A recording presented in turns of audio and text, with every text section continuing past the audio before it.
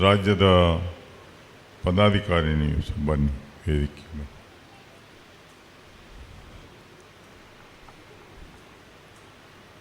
Block Congress ಸಮಿತಿ ಕುಂದಾಪುರ ಇದರ ನೂತನ ಅಧ್ಯಕ್ಷರಾದ ಸದಾನಂದ ಶೆಟ್ಟಿಯವರ ಪದಗ್ರಹಣ ಸಮಾರಂಭದ ಅಧ್ಯಕ್ಷತೆಯನ್ನು ವಹಿಸಿದಂಥ ಜಿಲ್ಲಾ ಕಾಂಗ್ರೆಸ್ನ ಅಧ್ಯಕ್ಷರಾದ ಆತ್ಮೀಯರಾದ ಸದಾನಂದ ಶೆಟ್ಟಿಯವರೇ, ಅಶೋಕ್ ಕುಡೂರವರೇ, ಇಂದು ಪದಗ್ರಹಣ ಮಾಡಲಿಕ್ಕಿರುವಂಥ ಸದಾನಂದ ಶೆಟ್ಟಿ, ರಾಜ್ಯದ ಪ್ರಚಾರ ಸಮಿತಿಯ ಅಧ್ಯಕ್ಷರು ಆತ್ಮೀಯರಾದ ವಿನಯ್ ಕುಮಾರ್ ಸೊರಕೆಯವರೇ, ಬೈಂದೂರಿನ ಮಾಜಿ ಶಾಸಕರಾದ ಸುಕುಮಾರ್ ಶೆಟ್ಟಿ, ಕಾರ್ಯಾಧ್ಯಕ್ಷರಾದ ಕಿಶನ್ ಹೆಗಡೆಯವರೇ, ರಾಜು ಪೂಜಾರಿ ಅವರೇ, ಕೋಟ ಬ್ಲಾಕ್ನ ಅಧ್ಯಕ್ಷರಾದ ಶಂಕರ್ ಕುಂದರ್ ಅವರೇ, ಹಿಂದಿನ ನಿಕಟಪೂರ್ವ ಬ್ಲಾಕ್ ಕಾಂಗ್ರೆಸ್ನ ಅಧ್ಯಕ್ಷರಾದ ಹರಿಪ್ರಸಾದ್ ಅವರೇ, ಮಹೇಶ್ ಹೆಗ್ಡೆ ಅವರೇ, ಜಿಲ್ಲಾ ವಕ್ತಾರರಾಗಿ ಒಳ್ಳೆ ರೀತಿಯಲ್ಲಿ ಕೆಲಸವನ್ನು ಮಾಡಿದಂಥ, ಯಾಕಂದರೆ ಬಿ ಜೆ ಪಿಯ ಬಗ್ಗೆ ಹೆಚ್ಚು ಕಮ್ಮಿ ಎಲ್ಲದಕ್ಕೂ ಪ್ರತಿಕ್ರಿಯೆಯನ್ನು ಕೊಡ್ತಾಯಿದ್ದರು, ವಿಕಾಸ್ ಹೆಗ್ಡೆ ಅವರೇ, ಪ್ರಕಾಶ್ ಎನ್ ಶೆಟ್ಟಿ, ಬೈಂದೂರು ಬ್ಲಾಕ್ನ ಅಧ್ಯಕ್ಷರಾದ ಅರವಿಂದ್ ಪೂಜಾರಿ ಅವರೇ, ನಮ್ಮ ಕರಾವಳಿ ಅಭಿವೃದ್ಧಿ ಪ್ರಾಧಿಕಾರದ ಅಧ್ಯಕ್ಷರಾದ ಗಫೂರ್ ಅವರೇ, ನಮ್ಮ ಹಿಂದಿನ ಚುನಾವಣೆಯ ಅಭ್ಯರ್ಥಿ ಪಕ್ಷದ ಮುಖಂಡರಾದ ದಿನೇಶ್ ಹೆಗ್ಡೆ ಅವರೇ, ಇನ್ನೊಂದು ಅಧ್ಯಕ್ಷರು ಮಂಜುನಾಥ ಪೂಜಾರಿ ಅವರು, ಹಿಂದಿನ KFDCಯ ಅಧ್ಯಕ್ಷರಾಗಿದ್ದಂಥ ಹಿರಣ್ಣ ಅವರೇ, ಅಶೋಕ್ ಪೂಜಾರಿ ಅವರೇ, ಮಹಿಳಾ ಕಾಂಗ್ರೆಸ್ನ ಅಧ್ಯಕ್ಷರಾದ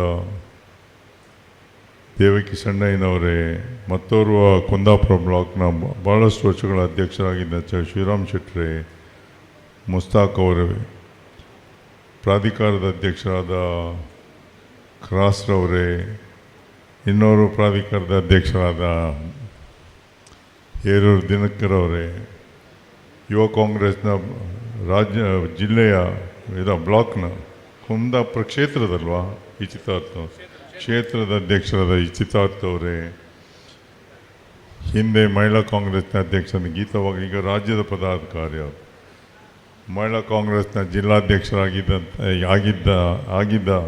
ನಮ್ಮ ಜ್ಯೋತಿ ಹೆಬ್ಬಾರ್ ಅವರೇ, ನಮ್ಮ ಗೀತವಾಗ್ಲೇ ಅವ್ರದ್ದಾಯಿತು, ಜ್ಯೋತಿ ಹೆಬ್ಬಾರ್ ಅವ್ರದ್ದಾಯಿತು, ಚಂದ್ರಶೇಖರ್ ಶೆಟ್ಟರು, ನಾಡಿದ್ದು ಪದಗ್ರಹಣ ಮಾಡಲಿಕ್ಕಿರುವಂಥ ತಿಮ್ಮ ಪೂಜಾರಿ ಅವರೇ, ಅಭಿಜಿತ್ ಪೂಜಾರಿ ಅವರೇ, ಗೋಪಿ ಭಟ್ರೆ, ಕಾರ್ಯಕ್ರಮದ ಅಧ್ಯಕ್ಷರಾದ ಸುಭದ್ರಾವ್ ಅವರೇ, ಇನ್ಯಾರು ಬಾಕಿ ಇಲ್ಲಲ್ಲ. ನಾನು ಒಂದ್ಸಲ ಹೇಳಿದ್ದೇನೆ ಸೊರಕೆ ಅವರೇ, ಎಲ್ಲರೂ ಹೇಳಿಸಿ ಸುಳ್ಳು ನಾ ಹೇಳಿ ಆಯಿತು, ಇನ್ನೆಲ್ಲರೂ ಅಧ್ಯಕ್ಷರಂತೆ ಮಾತಾಡಿದೆ, ಯಾಕಂದರೆ ಸುಮಾರು ಉದ್ದ ಆಗ್ತದೆ, ಅದು ಕಷ್ಟವೂ ಆಗ್ತದೆ ಎಲ್ಲರ ಹೆಸರು ಹೇಳಲಿಕ್ಕೆ ಒಂದೇ ಸಲ. ನೆರೆದ ಪಕ್ಷದ ಎಲ್ಲ ಮುಖಂಡರೇ, ನಾನು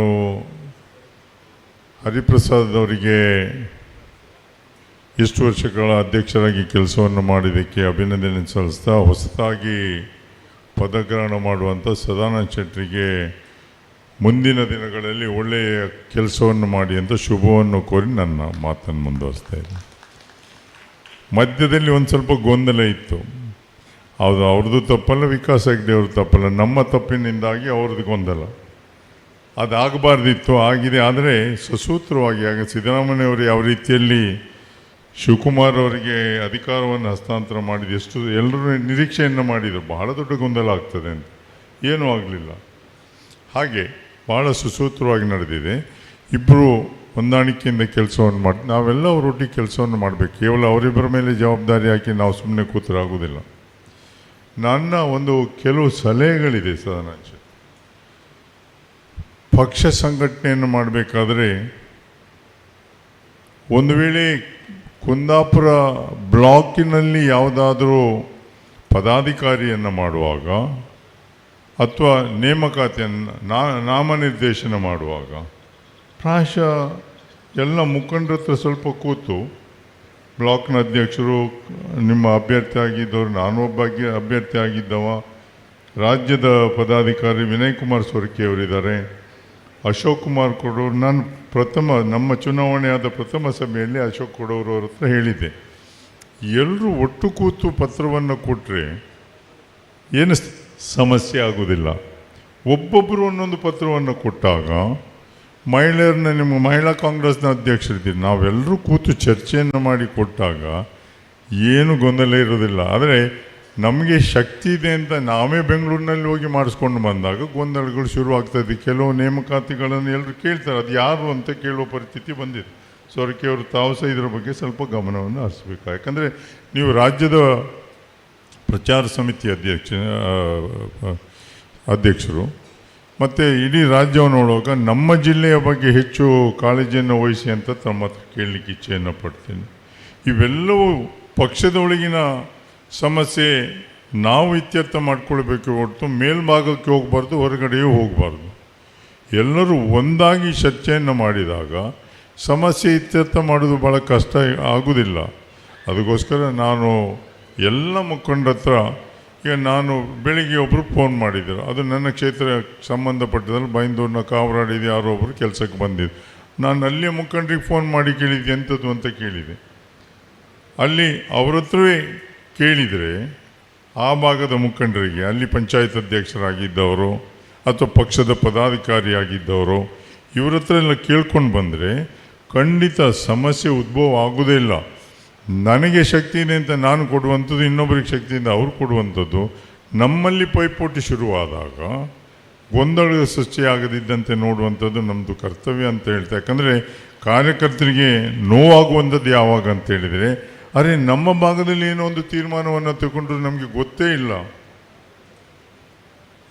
ಅದಂತೂ ಆಗಬಾರ್ದು. ಯಾಕಂದರೆ ವಿಕಾಸ್ ಹೆಗ್ಡೆಯವರು ಕೆಲಸವನ್ನು ಮಾಡಿದರೆ, ಸದಾನಂದ ಶೆಟ್ಟರು ಕೆಲಸವನ್ನು ಮಾಡಿದರೆ, ಅದನ್ನು ನಾವೇ ಕೂತು ಇತ್ಯರ್ಥವನ್ನು ಮಾಡಲಿಕ್ಕೆ ಭಾಳ ಸುಲಭತೆ. ಅದಕ್ಕೆ ನಿಮ್ಮ ಭಾಗದಲ್ಲಿ ಏನಾದರೂ ಕೆಲಸ ಆಗಬೇಕಿದ್ರೆ ನೀವು ಸ್ಥಳೀಯ ಮುಖಂಡರ ಹತ್ರ ಹೇಳಿ, ಅವ್ರ ಹತ್ರ ಆಗದಿದ್ದರೆ ಅವರ ಮುಖೇನ ಅಥವಾ ನೀವೇ ನೇರವಾಗಿ ನಮ್ಮನ್ನು ಸಂಪರ್ಕವನ್ನು ಮಾಡಿದಾಗ ನಿಮ್ಮ ಕೆಲಸವನ್ನು ಮಾಡೋದು ನಮ್ಮ ಜವಾಬ್ದಾರಿ ಆಗ್ತದೆ. ಯಾಕಂದರೆ ನಾವು ಕೇವಲ ಮುಖಂಡರಾಗಿ ರಾಜ್ಯದಲ್ಲಿ ಅಥವಾ ಮುಖಂಡರ ಹತ್ರ ಕೂತ್ಕೊಂಡು ನಮ್ಮ ಕೆಲಸವನ್ನು ಮಾಡಿಸ್ಕೊಳ್ಳೋದು ಮುಖ್ಯ ಅಲ್ಲ.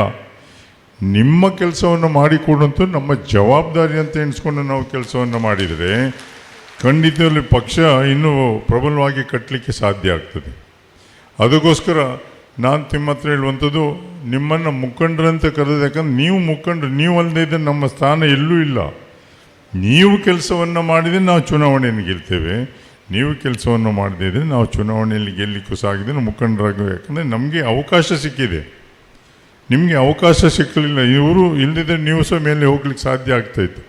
ಅದನ್ನೆಲ್ಲ ನಾವು ಎಲ್ಲರೂ ಒಂದೇ ಎನ್ನುವ ಭಾವನೆಯಿಂದ ಕೆಲಸವನ್ನು ಮಾಡಿದಾಗ ಮಾತ್ರ ಖಂಡಿತ ಕೆಲಸವನ್ನು ಮಾಡಲಿಕ್ಕೆ ಸಾಧ್ಯ ಆಗ್ತದೆ. ಅದಕ್ಕೋಸ್ಕರ ಪ್ರತಿಯೊಬ್ಬ ಪಕ್ಷದ ಮುಖಂಡರು ಗ್ರಾಮೀಣ ಪ್ರದೇಶದಲ್ಲಿ ಏರಿದ್ದೀರಿ, ನಿಮ್ಮ ಮಾತಿಗೆ ಗೌರವವನ್ನು ಕೊಟ್ಟು ನಾವು ಕೆಲಸವನ್ನು ಮಾಡಿದಾಗ ಮಾತ್ರ ಎಲ್ಲ ಸಮಸ್ಯೆಗಳು ಪರಿಹಾರ ಆಗ್ತದೆ. ಮಾತ್ರ ಅಲ್ಲ, ನಿಮಗೆ ಸ್ಥಳೀಯವಾಗಿ ಜನರು ನಿಮ್ಮ ಹತ್ರ ಸಂಪರ್ಕದಲ್ಲಿರ್ತಾರೆ.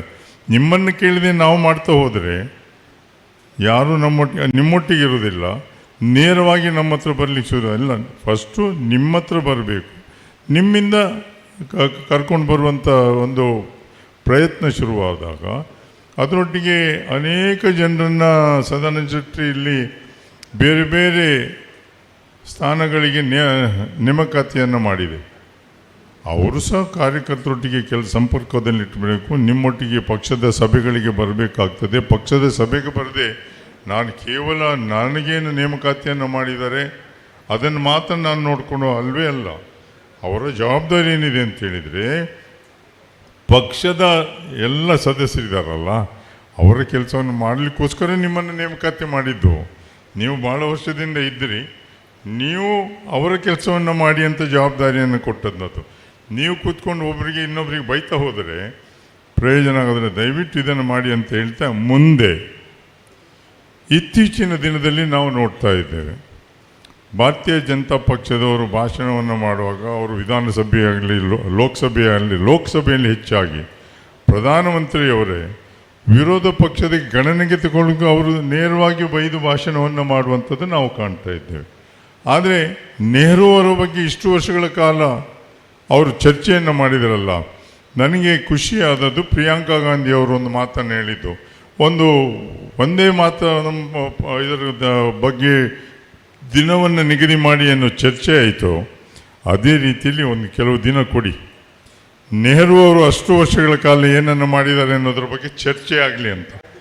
ಆ ರೀತಿ ಚರ್ಚೆ ಆದರೆ ಪ್ರಾಯಶಃ ಇವರು ಏನನ್ನೂ ಮಾಡಲಿಲ್ಲ ಅಂತ ಗೊತ್ತಾಗ್ತದೆ. ಅದನ್ನು ಮಾಡೋದಿಲ್ಲ, ಕೇವಲ ಅವರ ಮೇಲೆ ಅಪಾದನೆಯನ್ನು ಹೊರಿಸುವಂಥದ್ದು ಮಾಡ್ತಾ ಇದ್ದಾರೆ ಬಿಟ್ಟರೆ. ನೋಡಿ, ನೆಹರು ಅವರು ಪ್ರಧಾನಮಂತ್ರಿ ಆದಾಗ ಭಾರತಕ್ಕೆ ಸ್ವಾತಂತ್ರ್ಯ ಸಿಕ್ಕಿದ್ದಷ್ಟೇ.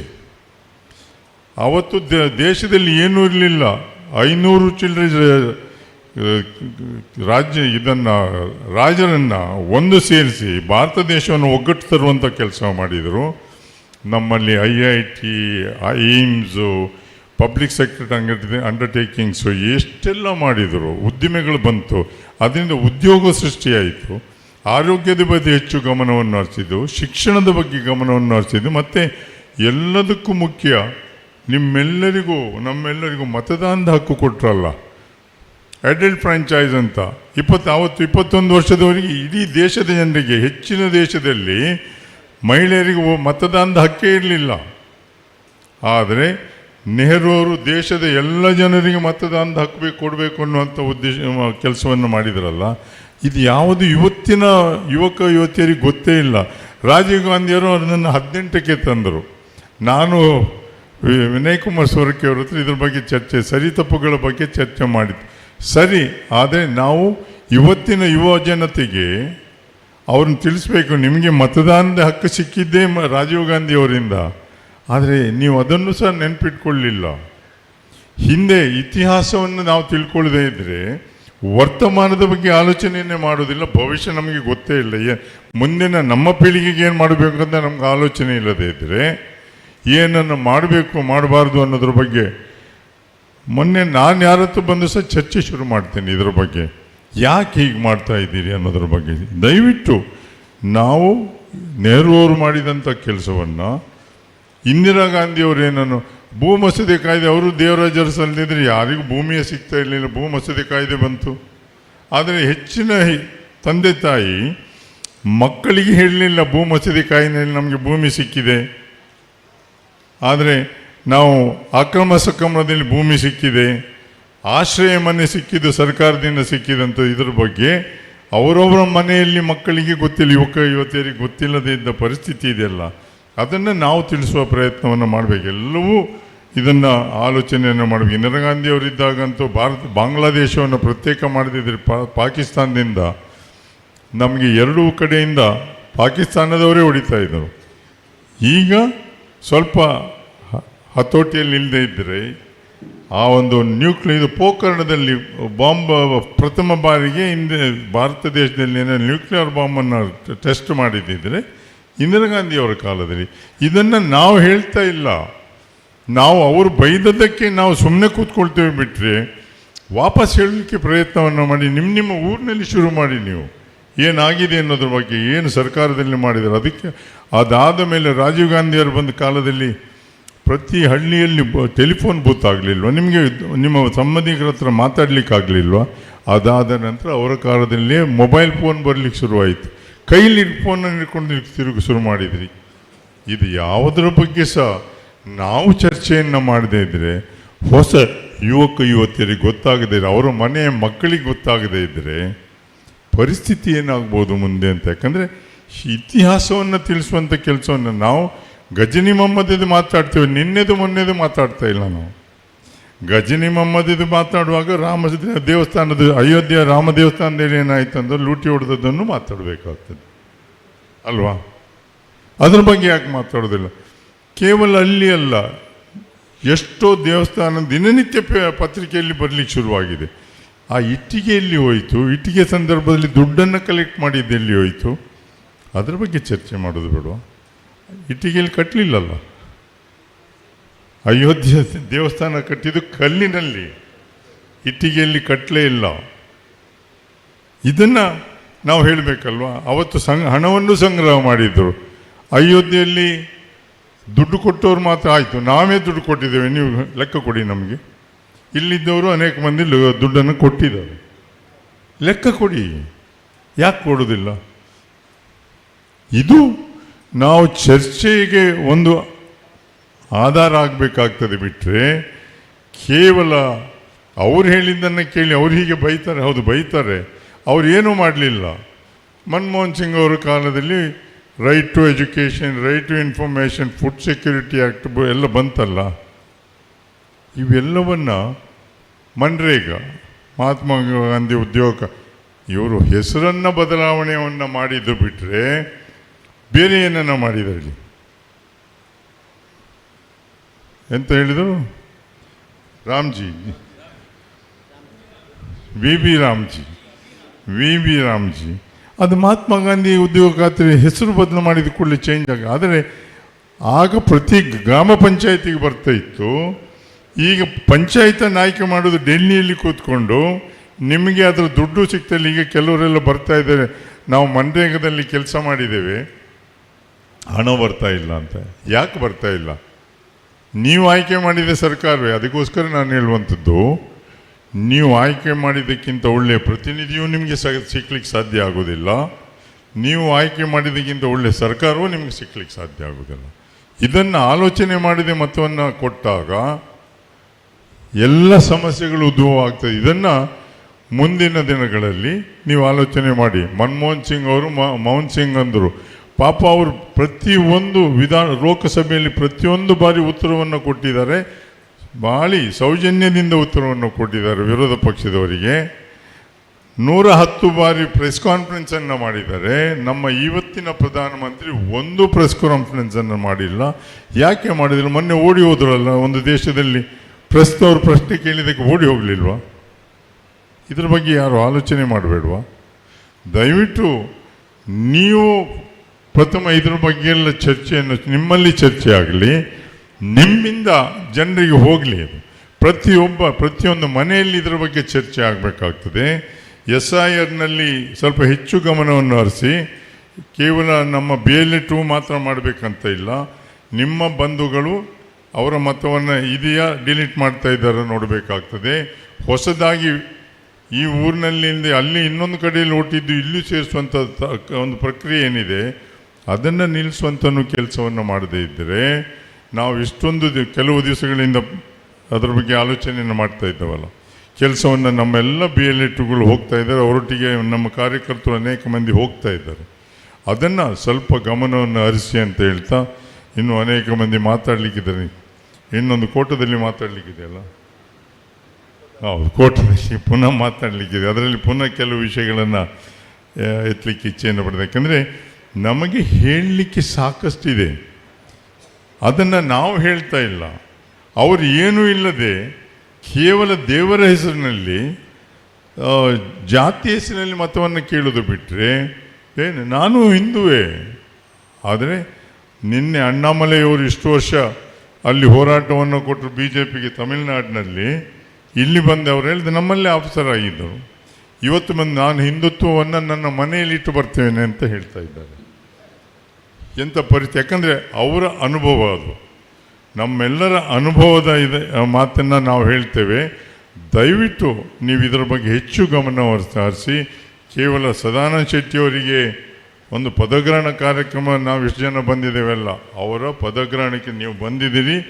ಆ ದಿವಸದಿಂದ ಏನು ಮುಂದೆ ಹೋಗ್ತಾ ಇದ್ದೇವೆ, ಎಲ್ಲಿ ಹೋಗ್ತಾ ಇದ್ದೇವೆ, ಎಷ್ಟು ಕೆಲಸವನ್ನು ಮಾಡಿದ್ದೇವೆ ಅಂತ ನೀವು ತೋರಿಸಿದರೆ ಮಾತ್ರ ಅವರು ಮಾಡಿದಂಥ ಕೆಲಸಕ್ಕೆ, ಅವರಿಗೆ ಅಧ್ಯಕ್ಷರಾದದಕ್ಕೆ ಒಂದು ಹೆಸರು ಬರ್ತದೆ ಅಂತ ಹೇಳ್ತಾ, ನಾವೆಲ್ಲರೂ ಇದರ ಬಗ್ಗೆ ಅವರಿಗೆ ಬೆಂಬಲವಾಗಿ ಕೆಲಸವನ್ನು ಮಾಡ್ತೇವೆ. ನಾವು ನಿಮ್ಮೊಂದಿಗಿದ್ದೇವೆ. ಸದಾನಂದ ಶೆಟ್ಟಿ ಪಕ್ಷವನ್ನು ಕಟ್ಟಿ, ಪಕ್ಷದ ಎಲ್ಲ ಮುಖಂಡರು ನಿಮ್ಮೊಟ್ಟಿಗೆ ಇರ್ತಾರೆ ಅಂತ ಹೇಳ್ತಾ, ಕಾರ್ಯಕರ್ತರು ನಿಮ್ಮೊಟ್ಟಿಗೆ ಇರ್ತಾರೆ ಅಂತ ಹೇಳ್ತಾ, ತಮಗೆ ಶುಭವನ್ನು ಕೋರಿ ನನ್ನ ಮಾತನ್ನು ಮುಕ್ತೇನೆ. ಜೈ ಹಿಂದ್, ಜೈ ಕರ್ನಾಟಕ. ಮೂಲತಃ ಪುತ್ತೂರಿನವರಾದರೂ ತೀರಾ ನಮ್ಮವರೇ ಅನಿಸಿಕೊಂಡಿರುವಂತಹ ಮಾಜಿ ಸಂಸದರು, ಮಾಜಿ ಸಚಿವರು,